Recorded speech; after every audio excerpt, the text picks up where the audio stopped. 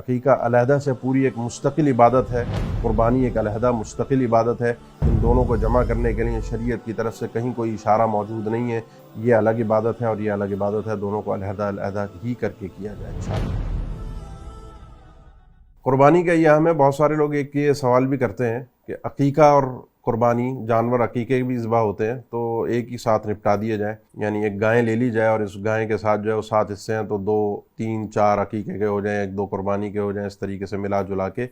تو کیا یہ ایک جانور کے اندر عقیقہ اور کیا قربانی کے جانور ایک ہی جانور کے اندر اکٹھے ہو سکتے ہیں؟ یہ 2 کام جو ہے ایک ساتھ ادا ہو سکتے ہیں؟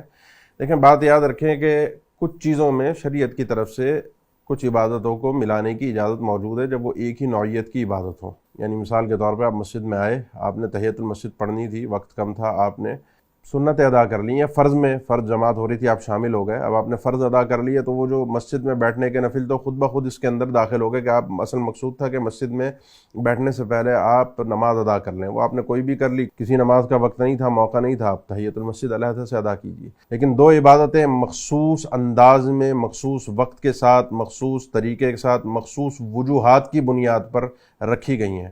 عقیقہ بچے کی ولادت کے ساتھ ہے، قربانی عید کے موقع پر ہے۔ قربانی کے لیے شرائط ہیں، عقیقے کے لیے وہ شرائط صراحت کے ساتھ احادیث میں مذکور نہیں ہے۔ اس کا وقت اور ہے، اس کا وقت اور ہے، اس کا انداز اور ہے، اس کا انداز اور ہے، یہ الگ فریضہ ہے، ایک الگ فریضہ ہے۔ اب میں چاہوں کہ میں ظہر کی 4 رکعت فرض پڑھتے ہوئے اس میں ظہر کی 4 رکعت سنت کی بھی نیت کر لوں اور میں کہوں سنتیں بھی ظہر کی اس کے ساتھ ہی ہو گئیں، تو ایسا نہیں ہے۔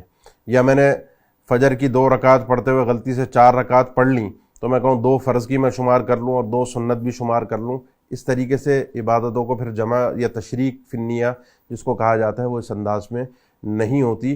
یہ ایک عقیقہ علیحدہ سے پوری ایک مستقل عبادت ہے، قربانی ایک علیحدہ مستقل عبادت ہے۔ ان دونوں کو جمع کرنے کے لیے شریعت کی طرف سے کہیں کوئی اشارہ موجود نہیں ہے کہ ایک ہی ساتھ آپ اس کو ملا لیجئے، ایک ہی جانور میں ملا لیجئے۔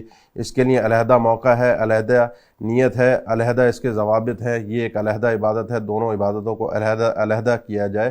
اگر جمع کی کسی کے پاس کوئی دلیل ہے تو وہ پیش کی جائے، اگر دلیل نہیں ہے تو اس انداز سے اس مسئلے کو تدخل اور اس انداز سے پیچیدہ نہ کیا جائے۔ یہ الگ عبادت ہے اور یہ الگ عبادت ہے، دونوں کو علیحدہ علیحدہ ہی کر کے کیا جائے انشاءاللہ۔